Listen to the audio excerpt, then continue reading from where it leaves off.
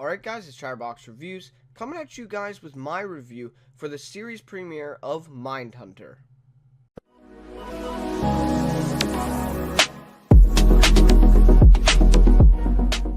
So, I've had the show, on my radar for quite a long time, actually. I did the brand new TV shows coming this fall video, actually. And that's when I learned a lot about these new fall TV shows that were coming. And that was back, I think, in July, the end of July or beginning of August. So, yeah, so I've known about this show for at least 2 months, maybe 3. And I've heard a lot of things about it. I've seen the trailers. I really, kind of got into this one, and honestly, I was not disappointed at all. I went in with high expectations. It's directed by David Fincher, or at least the first two and the last two episodes, and, obviously he's known for, quite a few, popular movies. House of Cards he did a few episodes on, so, yeah, for sure, they have, David Fincher's there, Jonathan Groff is the star, so, yeah, I went in with high expectations for this one. And I honestly wasn't disappointed. These Netflix original shows, I'm going to talk about that, but, they are just knocking it out of the park, consistently. So, yeah, really, really kudos to Netflix there. But, yeah, honestly, I was not disappointed at all. Even maybe it was past my expectations, and they were pretty high. So, this first episode, actually wasn't, like, my favorite. This show has been so good that I've actually, I started binge watching it. I'm past episode 1 at this point. I'm actually on episode, I think, 3 or 4. So, yeah, so it's really gotten me. But I actually think episode 1's probably one of the worst episodes out of the ones I've watched so far. So, I don't know, like, I guess maybe it's just not as much action, not as much happens, I guess. That could be, but yeah, that's just me. So, anyways, yeah, here to talk about the series premiere of the show, and, yeah, I think that's basically it. I'm not going to do a recap for this one like some other videos on the channel. I'm just going to share my overall thoughts, and then, followed up with a rating, favorite character, pretty obviously that's going to be, but, yeah, and all that typical stuff. So, basically, my first thing is, Jonathan Groff steals the show. Yeah, his amazing performance, as the main character, Holden Ford. Yeah, just amazing, performance by Jonathan Groff. He's been in a few things. He was in Frozen. I guess maybe that's kind of like his biggest thing right now, but, wow. He's just great. He's, comedic when he has to be. He's serious when he has to be. Yeah, he's just such a great actor, and I think this role is really good for him, too. Kind of gives him some creativity here and, how he's going to portray the character. And I think he does a great job at it, for sure. And, we got to keep in mind that, this show is based on the actual book that, is written from true events. So, Jonathan Groff is playing Holden Ford. Now, that wasn't the guy's real name, obviously, in history, but he is playing a real guy that, that did this. So, obviously, they changed the names. Bill Tench isn't the guy's name either, but, yeah, so they changed around the character names, but they are based on actual people. So, for Jonathan Groff, to be able to kind of take this role and run with it, is pretty damn cool. And I would think that they would consult, maybe not the actual guys that they're playing, but like maybe people at that time working at the FBI or something. Like, I think they would consult someone for like, more information on those guys, but maybe not too. I'm not totally sure, but yeah, he really steals the show. The other actors are pretty good. The guy who plays Bill Tench, them two are kind of like the leads in this. He's really good as well. Not as good as Jonathan Groff, but, he doesn't get as much screen time either, so you can't really, compare the two, perfectly, but, yeah, he's great, yeah, that's really only the main characters in the first episode, really, is Bill and him. Oh, and the girlfriend as well. I don't know if I'm a big fan of her, as an actor. I don't know. I feel like she's, like, playing the role consistently. I just don't really like the way she's, playing it, but I don't know, it could just be me. Maybe, she's doing that purposely. Maybe you're not supposed to, like, totally be into her and like her, so I don't know. But yeah, that's what that is. So then, not exactly what I was expecting, to be honest, in this first episode. Like, yeah, like I said before, it, was higher than my high expectations, but you know that, like, on terms of, production value and the actual show value and stuff like that. But it wasn't exactly what I was expecting. So it was a little bit more personal life of Holden, than I thought there would be. Right? I thought, it'd just be them, obviously interviewing these serial killers, learning, how they work and all that. And we actually saw quite a lot of personal life from Holden. Probably over like half the episode was just, him, teaching, and then, him finding his girlfriend, stuff like that. And I wasn't really expecting that much. So, as the season goes on, though, in the next couple episodes I've watched, it does, cut that down a little bit. So maybe that is just for the pilot to kind of get us, introduced to Holden a little bit more. Could be. But yeah, that was just a point. Very good production value. As I said before, I talked about this, but Netflix originals, honestly, I mean, they're developing a really, consistent, level of greatness. Really, the standards have really rised. I mean, there's, back, a couple years ago, I mean, Netflix originals were like, kind of a joke or whatever. Well, maybe not a joke, but, they definitely weren't as good as where they are now. So they've really, really improved that. And yeah, I'm just really happy about that. So really, any Netflix original out right now, I mean, Ozark, I mean, I'm just like Friends from College. I'm trying to think, like Gypsy. I don't know, like a bunch of those shows are doing, like pretty well now, and they're all new Netflix original shows. So that just goes to show you there with a few examples. But yeah, they're really, really good value in those shows, and definitely I think it's just only going to get better, right? It's only going to rise.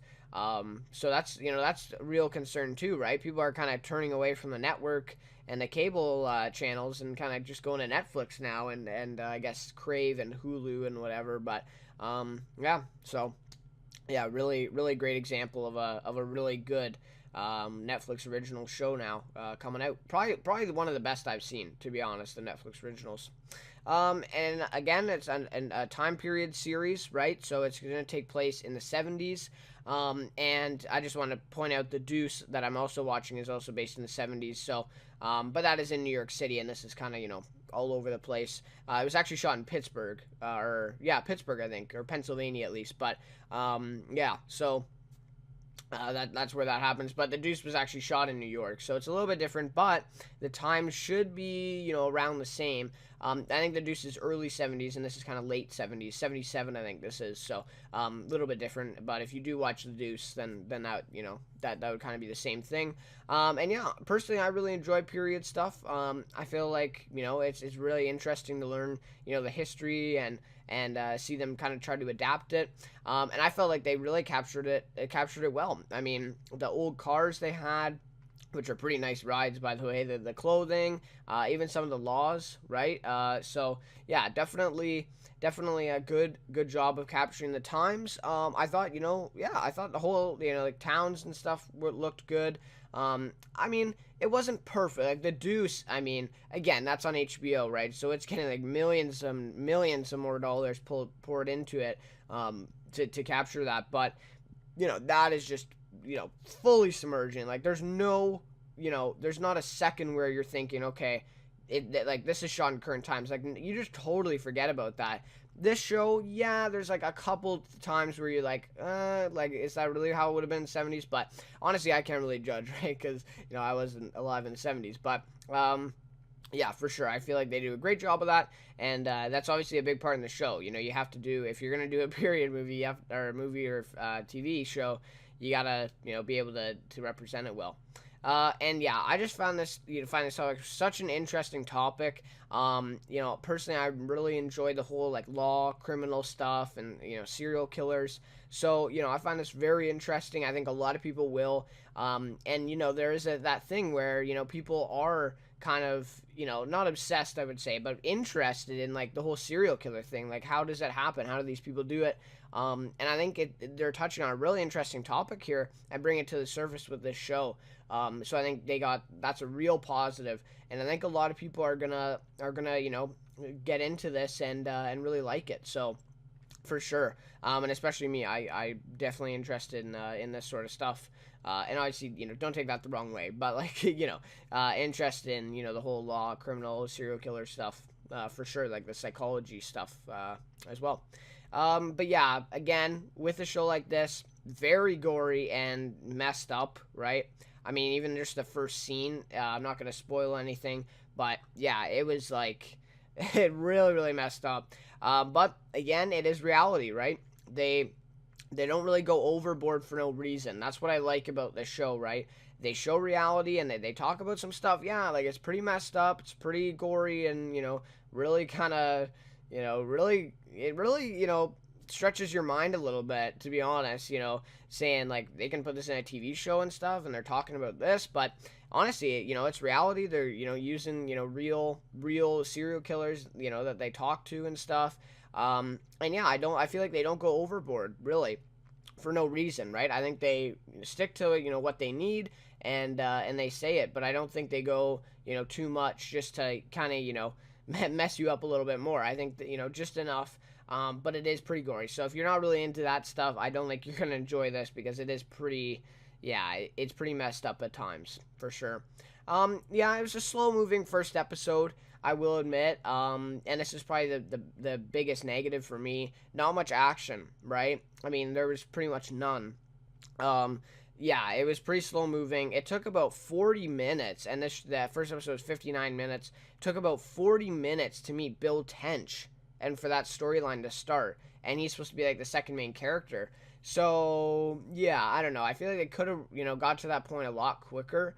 But, yeah, I guess it is what it is. They kind of had to show more of Holden, I guess, get to know his background a little bit. But, yeah, it took a long time, a little bit too long, honestly. I found myself a little disinterested there by around the 20, 30-minute mark. But I kept watching it because I knew there was going to be a payoff. And I'm glad I did, right? At 40-ish minutes, it kind of starts to pick up the pace a little bit once he meets Bill, and then, they kind of go from there. So, but yeah, it was a slow-moving first episode. And like I said before, episode 2 and 3 are, like they are way better than episode 1 in that regard. Like, there is so much more stuff happening, and it's faster paced for sure. Not, really fast, but it's definitely faster than the first episode.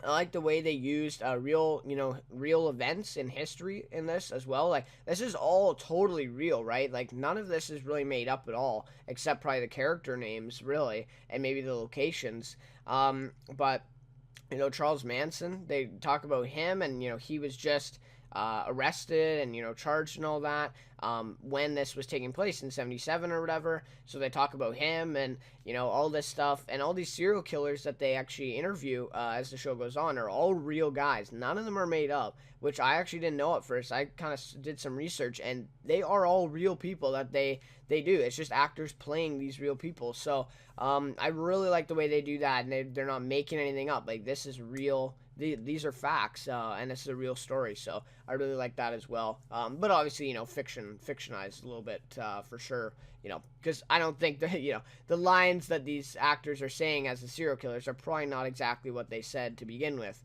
But, that would be that.